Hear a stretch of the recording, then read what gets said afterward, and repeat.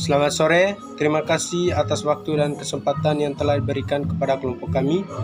Kami dari kelompok 8 ingin mempresentasikan materi yang berkaitan dengan sumber daya alam berdasarkan sifatnya. Sebelum ke pembahasan materi, terlebih dahulu kami ingin memperkenalkan nama. Nama lengkap saya Rivalus Geni, NPM 119. Nama saya Placido Sermon, NPM 139. Nama saya Francisca Sukaria, NPM 142. Sumber daya alam berdasarkan sifatnya. Pertama, latar belakang. Sumber daya alam adalah kekayaan bumi yang berasal dari alam, dapat digunakan untuk memenuhi kebutuhan hidup manusia. Sumber daya alam ini tergolong dari dua komponen, yaitu komponen biotik dan komponen abiotik. Pada umumnya, sumber daya alam berdasarkan sifatnya dapat digolongkan menjadi sumber daya alam yang dapat diperbaharui dan sumber daya alam yang tidak dapat diperbaharui. 1. Pengertian SDA. Sumber daya alam merupakan suatu pengertian atau istilah yang berhubungan dengan materi atau potensi alam yang memberikan manfaat bagi kehidupan manusia.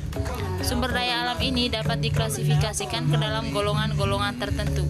Salah satu klasifikasi dari sumber daya alam atau SDA dilihat dari sifatnya. Menurut sifatnya, sumber daya alam ini dibagi menjadi 3 macam, yakni sumber daya alam yang dapat diperbaharui, sumber daya alam yang tidak dapat diperbaharui, dan sumber daya alam yang tidak habis. Yang pertama, sumber daya alam yang dapat diperbaharui. Sumber daya alam yang dapat diperbaharui adalah jenis sumber daya alam yang relatif mudah untuk dipulihkan dan waktu yang diperlukan untuk pemulihan pun tidak terlalu lama. Sehingga ketika sumber daya alam jenis ini habis, maka dalam waktu dekat sumber daya alam tersebut dapat diperoleh kembali melalui proses pembaharuan.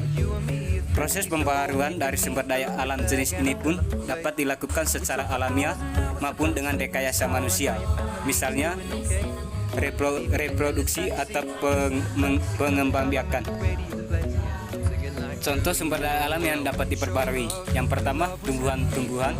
Yang kedua, hewan. Yang ketiga, air. Dan yang keempat, tanah. Yang kedua, sumber daya alam yang tidak dapat diperbaharui. Sumber daya alam yang tidak dapat diperbaharui ini adalah kebalikan dari sumber daya alam yang dapat diperbaharui, yakni merupakan jenis sumber daya alam yang apabila persediaannya habis, maka untuk menyediakan kembali akan sangat sulit, membutuhkan waktu yang sangat lama, ataupun bahkan tidak mungkin bisa disediakan lagi. Contohnya ialah yang pertama minyak bumi, gas alam, emas, dan batu bara. Yang ketiga, sumber daya alam yang selalu ada atau tidak akan ada habisnya. Jenis yang ketiga dari sumber daya alam menurut sifatnya adalah sumber daya alam yang selalu ada atau sustainable resources. Sumber daya alam jenis ini merupakan sumber daya alam yang tidak pernah habis atau selalu ada di alam. Hal ini terjadi karena sumber daya alam jenis ini mengalami siklus panjang masa. Sumber daya alam jenis ini pun dapat kita temui dalam kehidupan sehari-hari kita. Beberapa contoh dari sumber daya alam yang selalu ada ini ialah yang pertama energi sinar matahari, yang kedua udara, energi pasang surut air laut, angin, dan lain sebagainya.